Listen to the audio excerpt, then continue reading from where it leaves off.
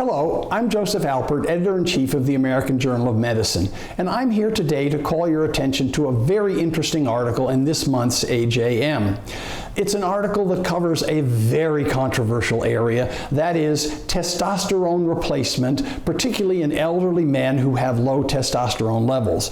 So I'm sure many of you know that this has become a very hot button item in U.S. healthcare.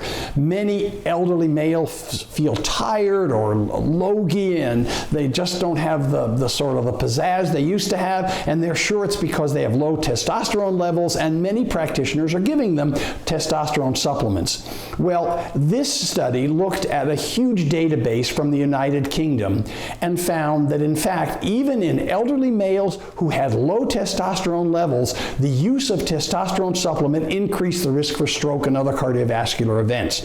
So it's probably not a good idea. The debate will continue, and I'm sure we will have many more discussions of this in the journal in the coming years.